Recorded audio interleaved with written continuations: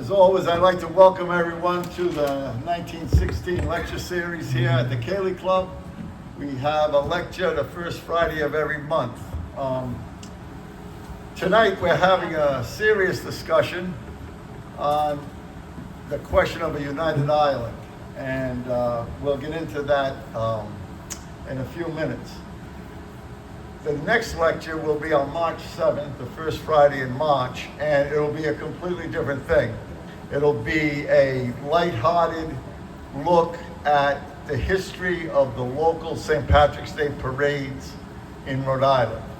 We'll have speakers from Providence, West Warwick, Pawtucket, and Newport. And Mystic. And Mystic, all right, well, that's across the state line. They'll be last. But in addition to that, it'll be a very special night. It'll be a lot of fun. There'll be pictures, videos, and things like that. But also, as part of the Providence Parade every year, a group of people come over from Athlone and march, usually military police. But this year they're being joined by musicians who are coming over from Athlone. Some of them are going to show up that night, play up here for us, go downstairs, join in the session that's down there, and it'll be a hell of a night. And the next day is the parade in Providence, so we're going to send everybody home at midnight so you can get down to Smithfield. Okay. Just a couple of other announcements here, and these are selective announcements. And the 1916 committee has a history. We advertise everything that's going on to the best of our ability in Rhode Island, Southern Massachusetts, Connecticut, around Irish Heritage Month. So I'm going to mention a couple of things now, but if you get the email from us, this week you'll get a long list of things that you can go to, and it gets added to every week, okay? So if you're not on that email list, see me before the night's over and I'll make sure you get it. But we do want to mention these ones. On March 2nd, right here at the Cayley Club, there will be the Cayley Club Blood Drive. This is sponsored by Kathy and Joe Greenwell, and it's at the club here from 10 to 2. Very good, cause. If you can afford to come over, if you can donate blood, it will be great. Breakfast and lunch or snacks will be served during those 4 hours, okay? Another one is on March 11th, and you want to try to put this in your head. March 11th, The Pipes Are Calling. Step into the Irish Parlor is a performance at the Providence Performing Arts Center. This is the 3rd year, I believe, that this has gone on at the Performing Arts at PPAC. And it is a great, great afternoon. It's from 12 to 1. It's free. And it's Kevin Doyle's Roscommon Souls going to be performing this year. And one of the highlights is the PPAC organ. I don't know how to say the name of it, but it's a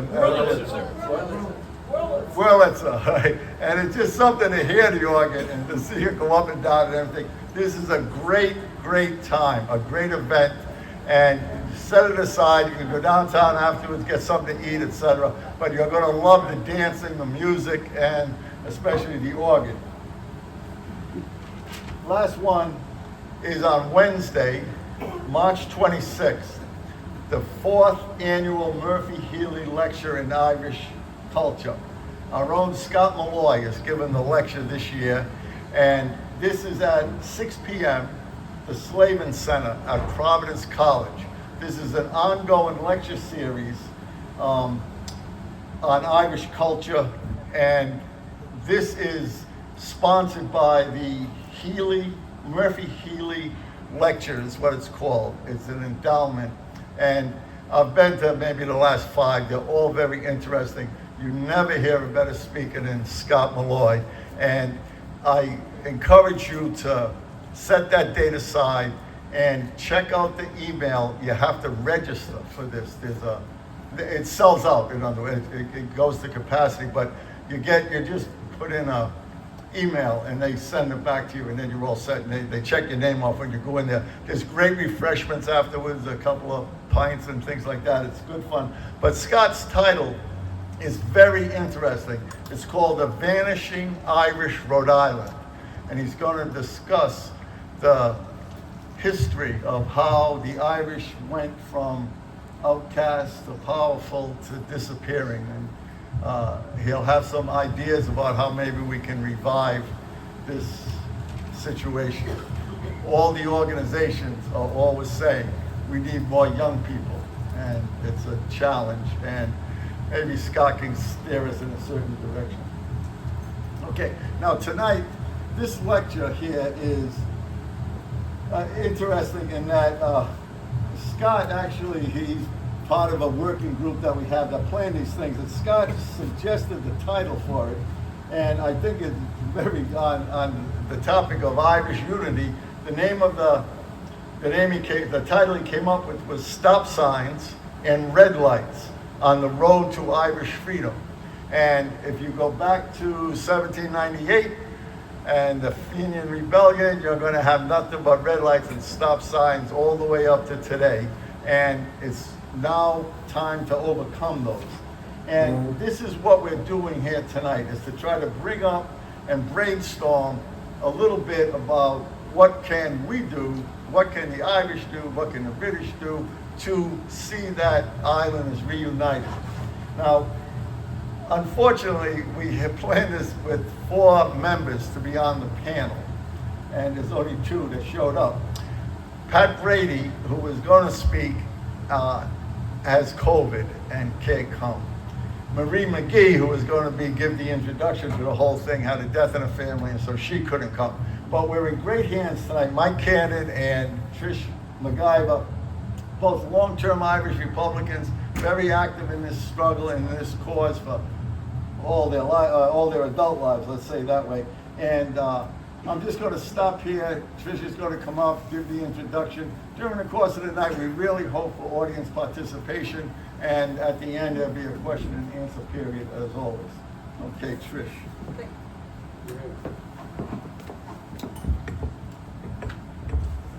Thank you, everybody, for coming out tonight to listen to this conversation that we're going to have about Irish unity.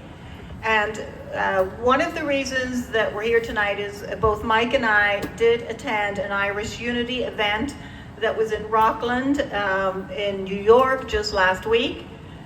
We had a wonderful, dynamic, eloquent speaker in John Finucane, who gave an overview of the situation currently, and I'm afraid I have to upfront tell you we're not going to be able to replicate that. But we are going to do our best in trying to give you some information about what we learned and some thoughts about the journey towards Irish unity. So here goes, I'm giving it my best shot. So someone back home told me that if you want to talk about Irish current politics, everything starts with partition. And partition happened in 1921 and led to the birth of a Protestant state for a Protestant people. And since partition, the North had existed as a virtual apartheid state. Catholics suffered terribly under the politics of discrimination, affecting allocations of public services such as housing, unfair voting rights, with regular harassment and brutality from law enforcement. And this eventually led to the civil rights marches in the streets and met with the full military force of the British Army, and as we know, murderous events like Bloody Sunday. But after years of conflict, the Good Friday Agreement came into effect in 1998. And this was a remarkable achievement of international diplomacy and conflict resolution. And a critical component of that Good Friday Agreement was provision for a referendum on Irish unity. Now, the timing of this referendum, or border poll as it's known, was to be called when, in the words of the agreement, it appears likely that such a referendum would be supported by the majority of the population. And under the terms of the agreement, the obligation for calling this falls upon the Secretary of State for Northern Ireland, a British minister. So Irish unity has long been an aspiration for many, but there is good reason as to why it has been a topic of discussion in the last few years. Many believe it is a realistic objective that can happen this decade. So over 100 years of after partition, there's now a growing realization and a demand for self-determination in a united Ireland.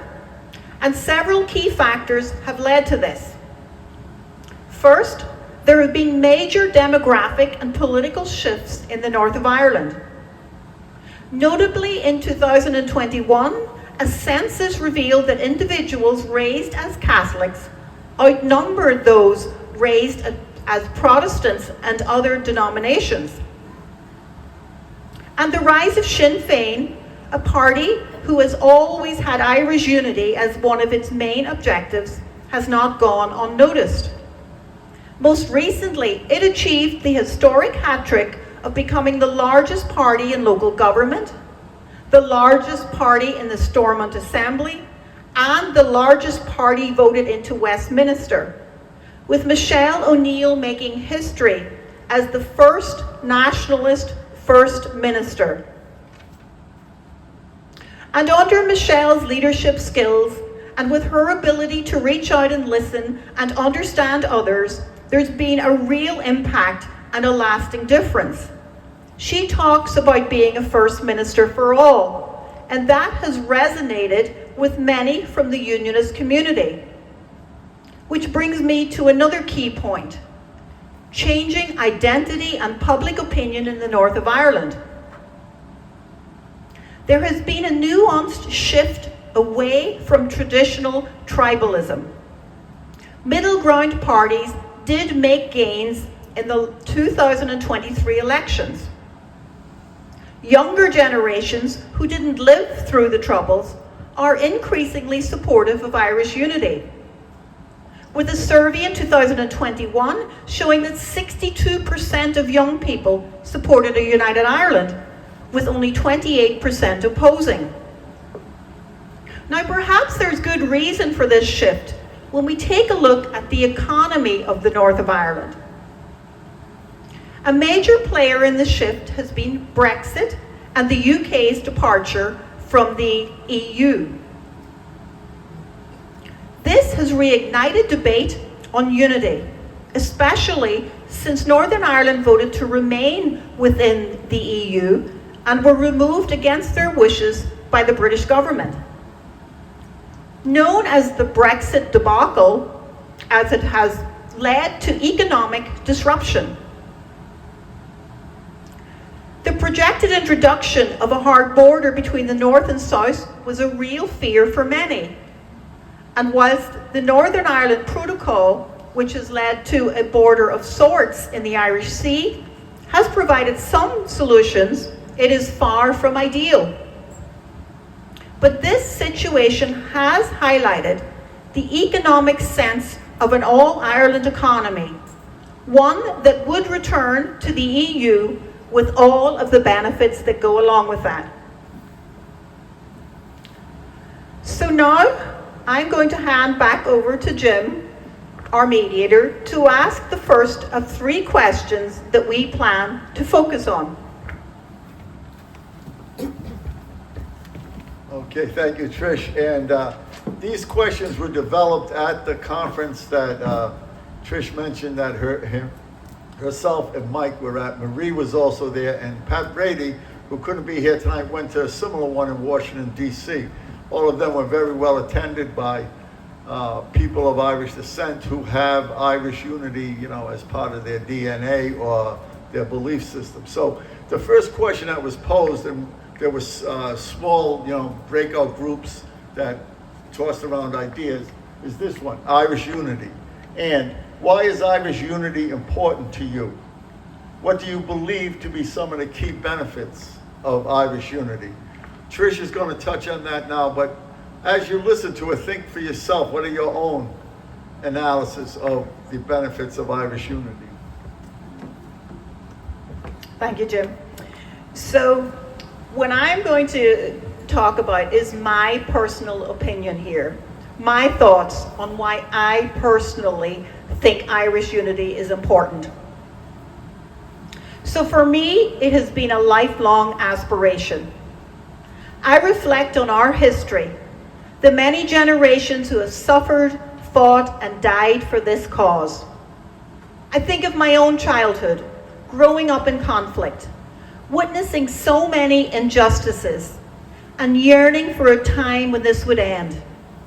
Dreaming of a country that would be built on fairness and equality and freedom. A place where the culture I identify with, the traditions of Irish music, the language, could all flourish and be supported. Not something that was possible in my youth. But I also recognize that we can't live in the past. And thankfully, I've been brought up with a sense of optimism, always looking to the future for something better. I hold idealistic values and aspirations, but I know I am firmly steeped in the realities of life. And when it comes to Irish unity, economic growth and efficiency, stability, EU benefits are all great reasons to consider. But for me, the one thing that is very important that I recently discovered was the terrible inequalities in healthcare, something very close to my heart. This, of course, is a global issue, well recognized, and it's clearly present in this country. But I really wasn't aware until recently of the statistics relating to Northern Ireland. I discovered that life expectancy for men and women is lowest in Northern Ireland, lower than in mainland UK, and quite a considerable bit lower than the south of Ireland. And after all the people of the north have had to suffer since partition, to hear to this day that they do not have opportunity to live as long as their fellow Irish men and women in the south bothers me terribly. Like many areas of funding related to Northern Ireland, decisions are taken in London based on strategic planning for a very different urban population, comprising large cities like London, Manchester, and Birmingham. Very unlike the semi-rural landscape in the north of Ireland. Population healthcare needs in the north are so much more similar to those in the south. And that's why I would like to advocate for an all-Ireland healthcare service within the framework of Irish unity. A single cohesive system ensuring equal access to services regardless of geographical location. This could lead to the end of duplication of services, an all-Ireland budget with much more economic power to negotiate procurement of, for example, medical supplies. Much better coordination of care, more based on need than location. It could lead to shared knowledge, research, and innovation, particularly in specialized areas of healthcare. And to help illustrate what I mean, I'd like to tell you about some examples that already exist within some All-Ireland agreements for cooperation. One such example relates to paediatric cardiac care. Now, this is a very specialized area of expertise, with 2 or 3 very large centres located in the south of Ireland, but none in the north. And the current agreement has meant that children born in the north of Ireland with congenital cardiac disease can access specialty care anywhere in Ireland in a timely manner, and this is a true impact on the quality of life for these children and their parents. Another great example relates to chemotherapy and cancer care. A large cancer centre has been developed in Derry in Northern Ireland. Potential patients living only 15 minutes away across the border previously had to take a 4-hour journey to a chemotherapy centre in Southern Ireland. But with this agreement in place, they can now travel the short journey to McIvor Hospital in Derry. And for those receiving chemo, this has real life impact as they deal with the terrible side effects of necessary medications. So for me, these tangible benefits, improving quality of life and life expectancy, are reason enough to advocate for Irish unity within an all-Ireland health service. This is just one argument for a united Ireland that I personally find compelling. But there are so many others, and they're very wide-ranging. They could relate to potential for job creation, better public transport, education implications, stronger global standing, foreign investment, a stronger, more inclusive society, and the list goes on. You likely have your own ideas, and they may be very different from mine. So we would like you to think about these questions that Jim posed to me. And we plan to have some discussion time later in this event so you can express your views and concerns. Now, Mike and I, we don't have the answers to all these questions, but at least we're starting the conversation. And I believe that that is very, very important.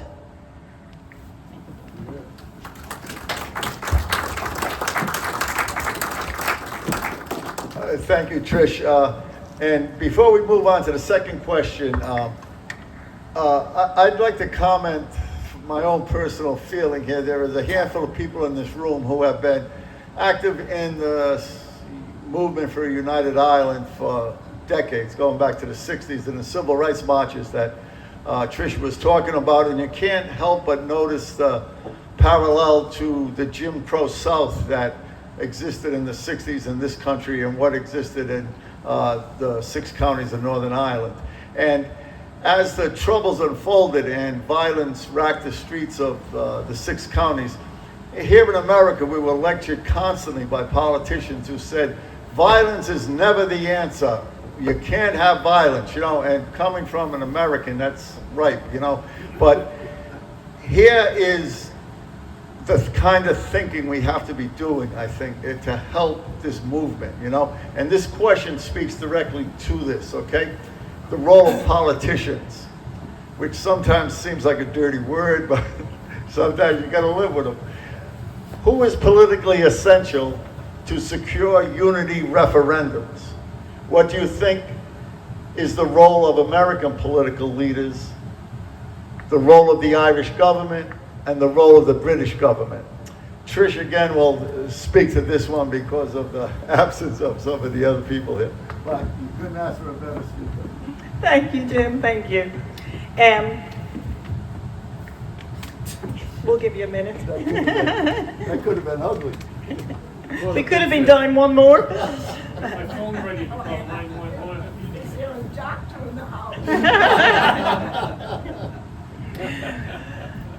All right, the role of politicians. So, securing a unity referendum on the question of Irish reunification involves several key political actors, including American political leaders, the Irish government, and the British government. Their roles vary in influence and function. So I'm going to start with the British government. The British government holds a legal responsibility under the Good Friday Agreement to call a referendum on Irish unity if it appears likely that the majority in Northern Ireland would vote in favour of reunification. The UK, the Secretary of State for Northern Ireland, has the direct power to initiate this referendum based on electoral and public opinion evidence. The British government's stance is crucial as they control the conditions under which a referendum would be held, including the timeline and requirements for legitimacy. And now we move to the Irish government. The Irish government is a co-guarantor of the Good Friday Agreement and plays a diplomatic and strategic role in preparing for and advancing Irish unity. It must ensure that any referendum is well planned, with economic, social, and constitutional frameworks established to persuade voters, especially in Northern Ireland. The Irish government also works on building cross-border support in Northern Ireland to encourage buy-in from unionists and nationalist populations. And so now we move to American political leaders. While not directly involved, American political leaders, particularly the US President and key members of Congress, have historically played a very significant diplomatic role in Northern Ireland's peace process. The US has influence over British and Irish political leaders and can pressure the UK government to uphold the Good Friday Agreement in letter and spirit. Irish American politicians have been vocal about supporting Irish unity and ensuring fair play in any potential referendum. Now, there are other essential political actors. Northern Ireland's political parties. Sinn Féin strongly supports reunification, while the unionist parties, DUP and UUP, oppose it. The Alliance Party and the SDLP occupy some middle ground positions and could influence undecided voters. And the European Union. Given Brexit's impact on Northern Ireland, the EU may play a role in shaping discussions on economic stability and the potential re-entry of Ireland into the EU. So, if you know something's coming, the smart thing to do is to get ready for it. This seems sensible enough, right? And the preparations for Irish unity are happening at multiple levels, but they still remain largely informal and not government-led. The current Irish government coalition has said it's not a priority for them. Yet a comprehensive government-backed plan is essential to success. So why is it not happening? Some wonder if the current coalition government of Fianna Fáil and Fine Gael, a coalition strung together to keep Sinn Féin out of power, might see their own demise in an all-Ireland environment. But this is hardly a reason to obstruct and delay the debate and planning around something historic that generations of Irish men and women have sought to achieve, something so consequential to our nation, something that is bigger than any one political party. So their desire to hold on to power should not be allowed to obstruct the process. And so tonight, our third question may offer you some solutions and answers as to how we can affect this change. Okay, so the last question is the role of activists. And this is speaking directly to us and the Irish American community, which played a huge part in the Troubles, in the Good Friday Agreement, and we are now trying to rekindle this kind of activism. And so, what can we do? That's an open question. What are the actions Irish Americans and the Irish diaspora can take that will have an impact on the process and the project. And now we're going to have Mike speak to this, who has been truly an activist for most of his adult life here.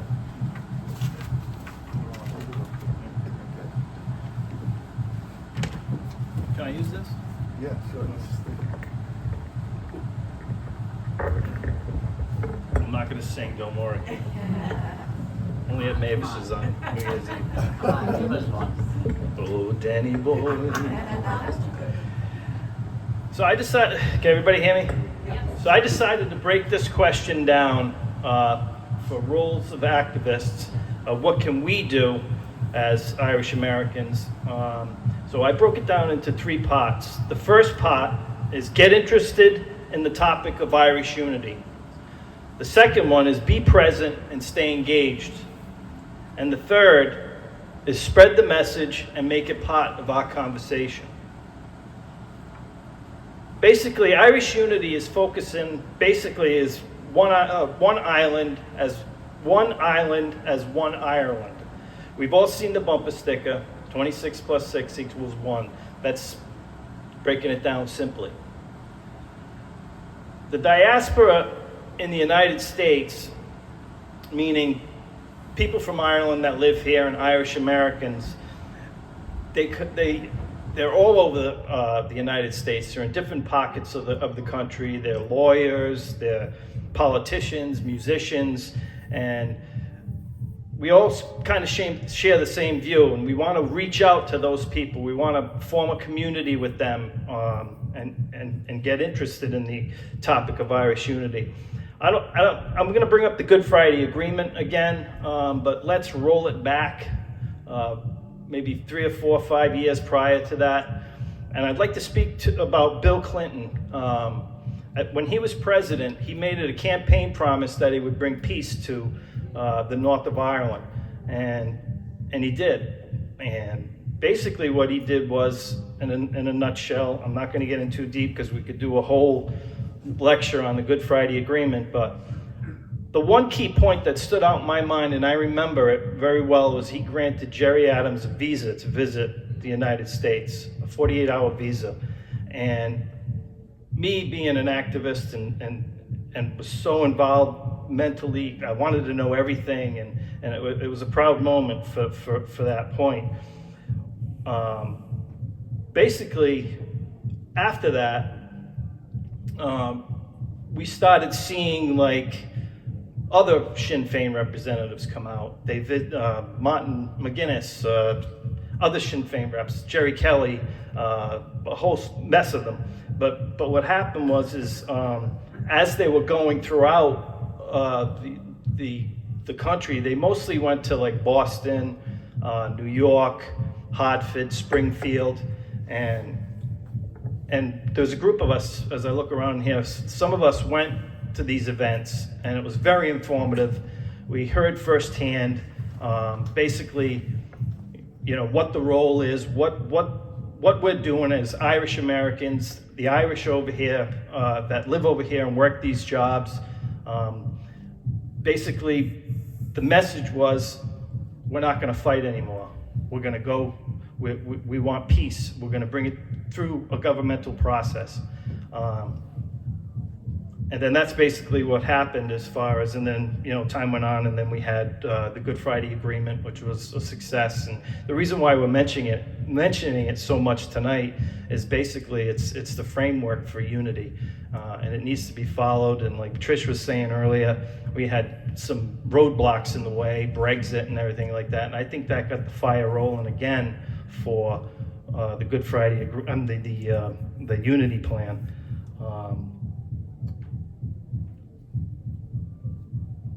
So the second,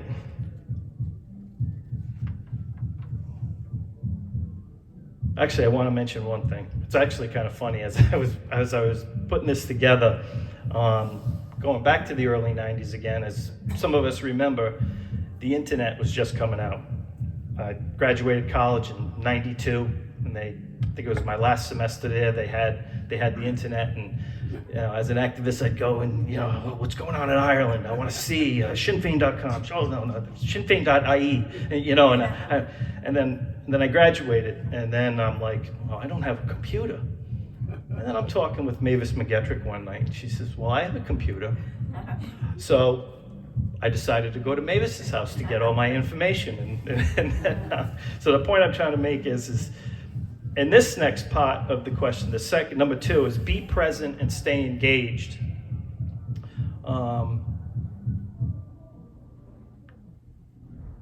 Recently, we visited the Rockland GAA Club, and it was actually kind of nice to meet up with new friends and see some familiar faces, because there was a lull for a while that basically we didn't get to see one another. But one thing with staying engaged is I think the recent events that had happened in Rhode Island, where we did the 1916 commemorative monument down at the Greenway, and then we did the Hunger Strike Memorial down there in the Greenway, and we got to see the faces, we made contacts, and especially with Hartford, we just had a recent visit. We went down for a Bloody Sunday commemoration with a pancake breakfast, and it's good to make that connection again as being activists and getting back together again to as it pertains to unity and going forward from there. Not only were there events like I had mentioned in Rockland, there was one Jimmy had mentioned. Pat Brady had gone to the one in Washington, and they were quite similar. They had John Finucane as the speaker. It was the same format and stuff like that. But prior to that, what had happened was there was some other commissions on the future of Ireland that were held in. Bear with me for a minute. They were in Cleveland and in Columbus, and I just want to read this. This is from the Friends of Sinn Féin website. Hundreds of members of Irish American community gathered to discuss their role in securing Irish unity in both Cleveland and Columbus, Ohio, in October 2024. These events were designed to hear from members of the diaspora as part of the Commission on the Future of Ireland's work being undertaken by Friends of Sinn Féin USA. Other events are being planned for 2025. This will also include events in Canada. So not only in America, we're going wider. There is a Friends of Sinn Féin that is in Canada currently discussing the unity topic. And matter of fact, just got an email not a couple days ago that they're going to have an event in Montreal. So if anybody's in Montreal on March 16th, So Irish unity requires an Irish government to plan, prepare, and advocate for unity. This is what a Sinn Féin-led government in Dublin would do. The Irish government needs to hear the voice of Irish America. To effectively prepare the Irish government and must establish a citizens' assembly on Irish unity and use its resources to lay out a vision of a new and united Ireland. Now, correct me if I'm wrong, but I think there was something on the Friends of Sinn Féin page that they just started a assembly or a team to start looking into going forward, but I'll mention that in a little while. They also must work with the British government to set a timetable for the referendums and plan for an inclusive and respectful discussion on the future. The U.S. was essential in reaching the Good Friday Agreement. It also acted to safeguard progress when the British government sought to impose a hard border across the island as part of Brexit. Since its signing, the U.S. has acted as a strong guarantor of the agreement. The agreement provides for Irish unity referendums, as Tricia was speaking earlier. If you support the Good Friday Agreement, you support the democratic right of people to have their say. It is now time for that right to be vindicated. The U.S. should continue to act as a guarantor of the agreement, ensuring its full implementation, including unity referendums. The third part to this question is to spread the word and make it part of our conversation. Now, we all know what's next month, St. Patrick's Day. What a perfect time to wear the green and talk about Irish unity. Spread the word, stay informed on the current issues,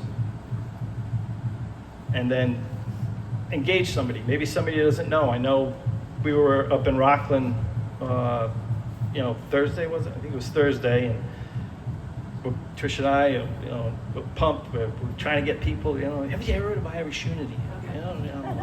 We were at the hotel having a laugh. Even the taxi driver who was, I love the Irish. They can organize. When they want something done, they get it done. So this isn't the only commission. The only unity commission conference that's going to happen. The one that I mentioned in Cleveland, Columbus, this recent one in Washington D.C., and the one in Rockland. Now I know it's a long ways away, but there is going to be one on the 25th of October, 2025, in Hartford, Connecticut, and that's on a Saturday. But it's free. It's basically you have to sign up. Go on your phone. It sends the ticket. I don't know if anybody's familiar with that, but it does it all for you. I'll give you that website in a minute. But that's kind of a long stretch. But we want to keep the unity discussion going.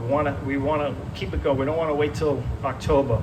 And there's been some chatter between some people that the event that we went to in Rockland, and we were thinking, well, what's the possibility of maybe getting somebody, from Ireland to talk about unity? It doesn't necessarily have to be a Sinn Féin person or somebody that's maybe going to be on the committee or something of the like. And there was a good feel for it, and they were saying, well, maybe we could do a Boston, Hartford, Springfield, Rhode Island, Cayley Club event, and then come here just to keep it going until the end. Not the end, but until the 25th. Sometimes my mind goes faster than my mouth, so bear with me. So with that, I just want to read a conclusion from the Commission on the Future of Ireland, the first annual report that just came out for 2024, and then I'll turn it back over to Jim. The reunification of Ireland presents the single greatest opportunity to unlock the potential of all Ireland, to deliver prosperity for all. Ultimately, it is the people who will decide their future as provided within the Good Friday Agreement, but it is our responsibility to ensure that the decision is made through an informed and respectful process. We need a mature and respectful conversation about constitutional change. The Commission on the Future of Ireland has heard from a diverse range of voices and opinion. And they say we look forward to many more conversations in the time ahead. On the table over here, we grabbed these from Rockland the other day and figured it would be something real simple. Everybody has seen a QR code, right? Where you take your phone, you take the camera out, you kind of point to it, and then it gives you the website. If anybody would like them, they're going to be up here on the table. So the reason why I suggest you do this is once you go to that website, you can put your email address in there. It doesn't cost anything. You get on the mailing list, and every week you'll get information from Friends of Sinn Féin, and it'll keep us informed. What I forgot to mention is that Sinn Féin over the years has Friends of Sinn Féin over the years has grown so big as an organization, and they're a powerful American group that will help us support unity and the goals to get there. That's all I have. Oh, no, it's not. Wait a minute. Don't tease us. Sorry. Bear with me dropping my R's and my da. I wish I had the Irish accent. So there is an indicative time frame. I forgot to mention that. That's most important. So you ready for this one? This is when they want. This is the plan, the outlook, the work. Not in progress, but the work at hand. The referendum for unity is 2030.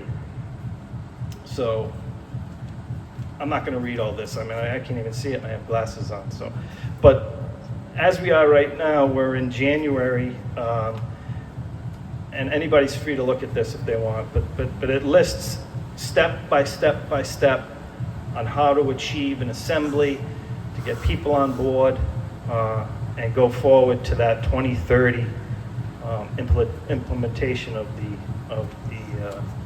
unity for Ireland. Thank you.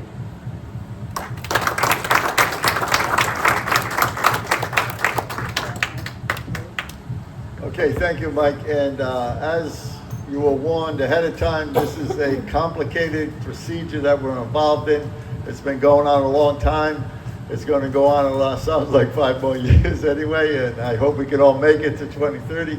But we're going to open this up now. I don't know if we're going to call this a question and answer session, or just if people want to make comments on the questions that the two speakers dealt with. But feel free to, voice your opinion, or like I said, ask a question or whatever. We'll do our best to try to get an answer about, what are the obstacles to Irish unity and how can they be overcome?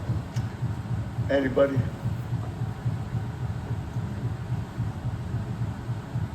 Yes, Lynn. Well, I just have a question on the referendum that's coming up.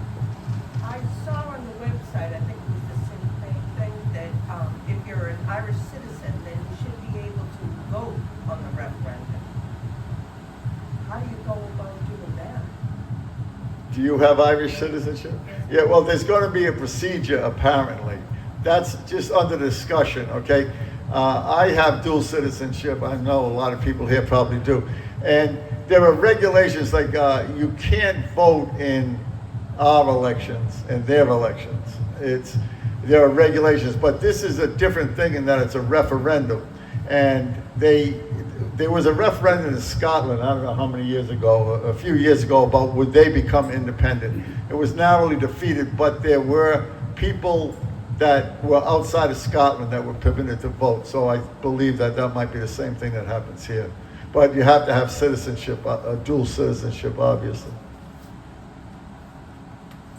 It's easier to get citizenship now, dual citizenship now, than it used to be, but it's a lot more expensive.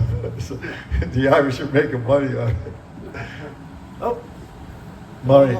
Going off what Maurice said the other night about the current political scene in Washington and how is that going to affect? You want to take it? I'll take it.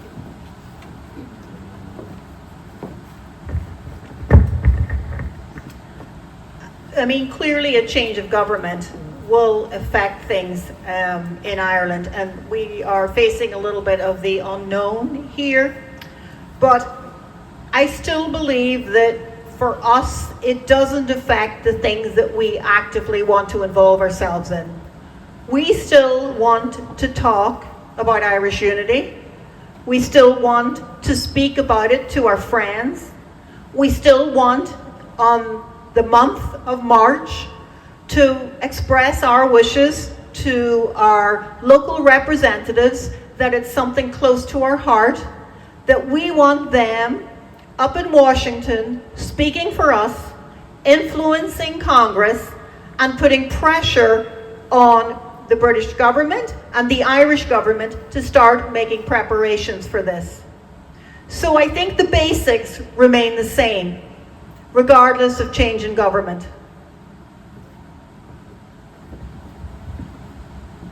Very diplomatic on that one. Obviously, it's going to be more difficult, and historically, the Democratic Party has always been more sympathetic to our aims than the Republican Party for kind of obvious reasons. But hope springs eternal, and we're not going to give up on it. Anything else? Mavis. I just want to say, going back to talking about the referendum in Scotland. Pat Grady, but he took notes from the meeting he went to in Washington, D.C. And one of the, and I read them, and one of the points he brought up is that, so the timing of the referendum is going to have to be, is very important as to when that will be. And one thing that trying to keep in consideration is they don't want in Ireland to happen what happened in Scotland.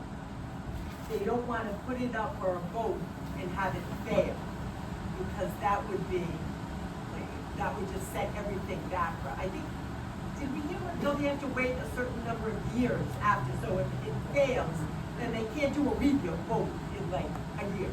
I think it's 5, 7, is it a certain amount? 7. 7. Seven, Thought, yeah. It's a long time. So that's one thing they're really, you know, when they make this final decision as to when the referendum will be, the timing is very, you know, the polling, I guess, that's all they're gonna have to do it. I hope they have better polling than we do here. But, you know, to make sure that it will be successful. Of course, that's very true, Maeve. And I know from the Scottish example, there was an 18-month campaign to vote yes or no. And you would have a similar situation where it wouldn't be that the British Home Secretary said, oh, we're having a referendum next What weekend. do they call that? Snap Vote. Snap poll, Snap yeah. election. But, you know, it is a funny thing how the Irish government and also the government of 6 counties, they have elections pretty often. You know, sometimes it's only like 4 weeks and then they have an election. Over here, it's 4 years and you never stop hearing about it. So this is why the need for a long-term campaign to convince people one way or the other, of course, but it would be hopefully the more information people have, and as Trish was saying, the more you could unify the country economically, educationally, health-wise, it makes a big difference, you know, and the education system too is something that has to be overhauled. It's still sectarian very much in the 6 counties that the people from the 2 tribes don't go to school together, and it's stupid, but that's the way it is. Anything else? Yes. One of the things that happened with the referendum in Scotland was the government down in London was starting to scare the Scottish people and saying your economy's going to fail without us, and everybody panicked and said, okay, we'll stay with you. You know, they even moved the date of the referendum to April 6th, which was Tartan Day in Scotland. And I thought, that's a really neat idea to have it be symbolic.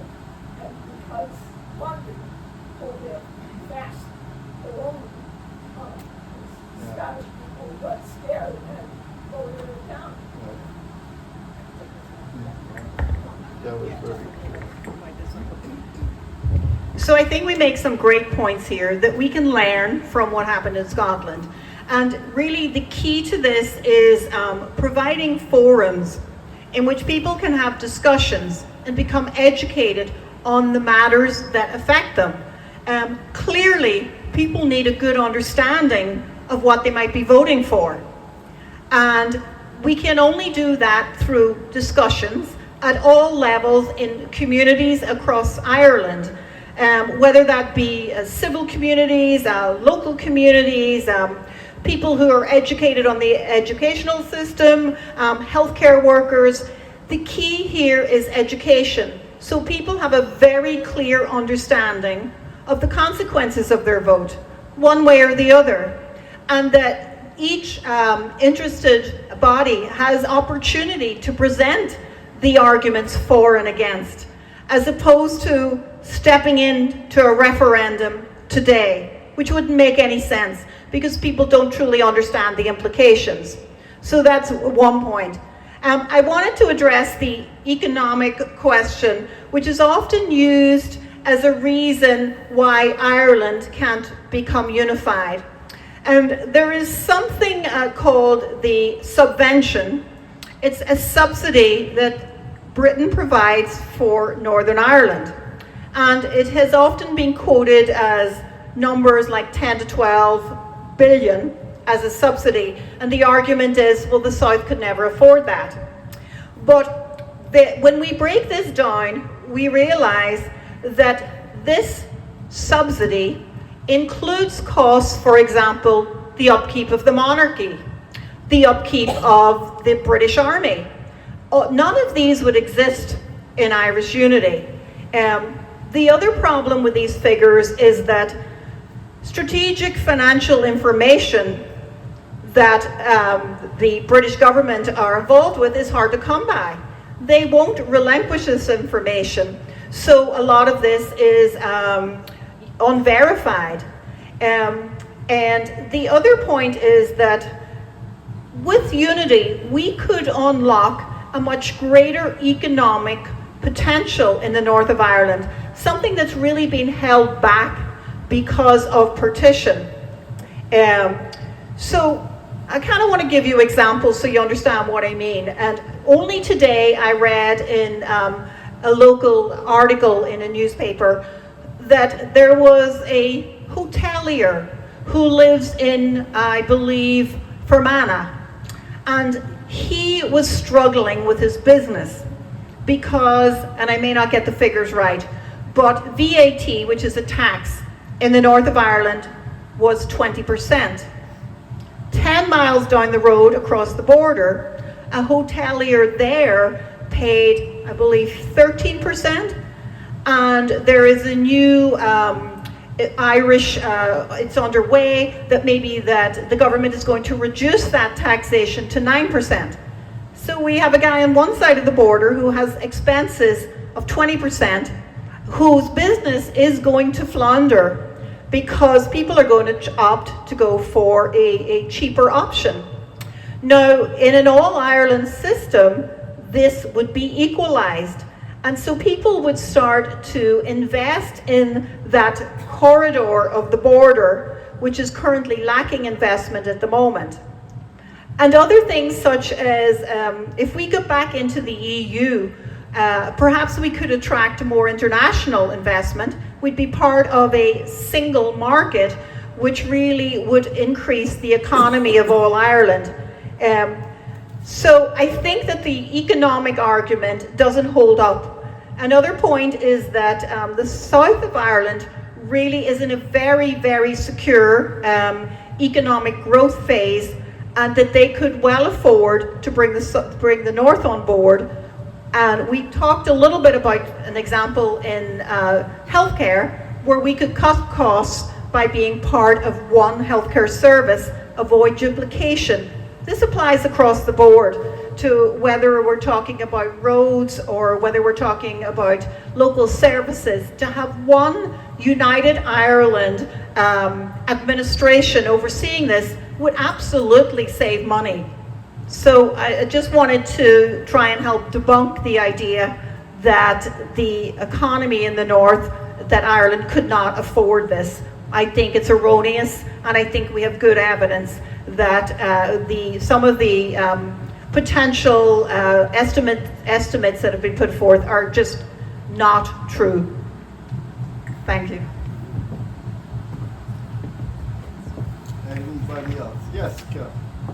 Trish, this is for you. Is there currently a big difference in the health coverage between the north and the south? There are two different systems currently, and so the north is under the National Health Service, and it is grossly undersupplied and underfunded, and is really, really struggling.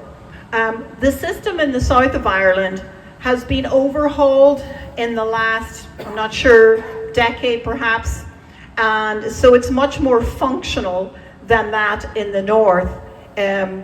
But I think that they probably are comparable, closely comparable, when we talk about the amount of money per capita for an individual that is spent on healthcare.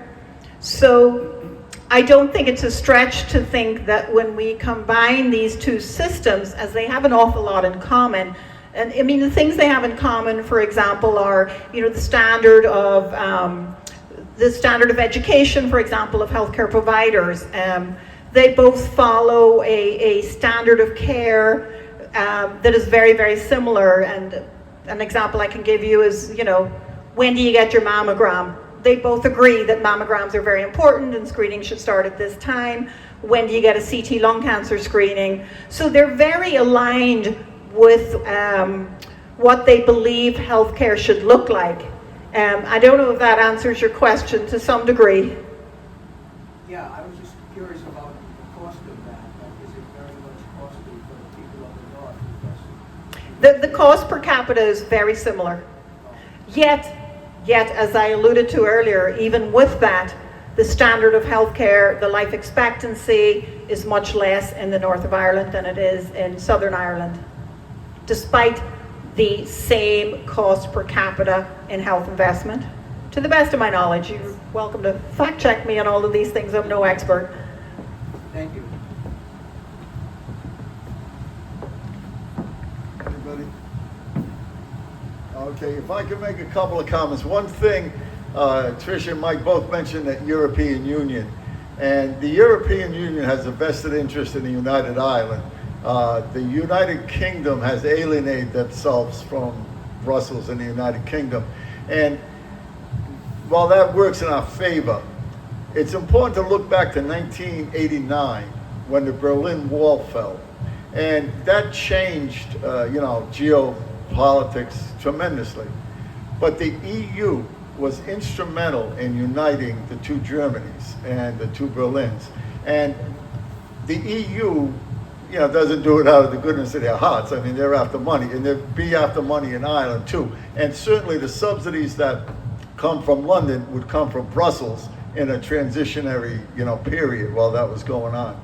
So I think that's important to keep. It's not just us who are worried about a united Ireland. It's very important in Europe too. In terms of the activism here about let's keep pushing this, march is coming up, we're going to be in parades. I would like to invite anyone here who wants to march with us behind the banner that says Irish Northern Aid, in front of the banner that says England get out of Ireland. We march every year down Smith Street. Anyone who wants to put on an activist hat for that day, March 8th, you can meet us at the corner of Smith and Quincy, 11:45 I think it is, and we'll march down the street. So just in closing, we have a raffle here, and I hope people will start and look and buy a couple of tickets. The proceeds of the raffle pay for the music that is downstairs. So it's important that we have we can go down and the crack is good downstairs, the music is good, and you can have some more food to eat, a couple of drinks, and you can socialize, etc. That's a very important part of our culture here, that we keep this thing going beyond just lectures. And again, next March 7th, the next lecture is going to be a good night here at the club, and I hope everyone can put that down. And if I don't have your email, please see me at the end, and you'll get a list of all the activities. It goes from tonight to about April 12th is Irish Heritage Month in America. So there's a lot of things going on, and movies down in Westerly. But like I said, we'll get you that list if you're on the email list, okay? Thank you very much to Mike and Trish. That wasn't easy. That's called stepping up right there.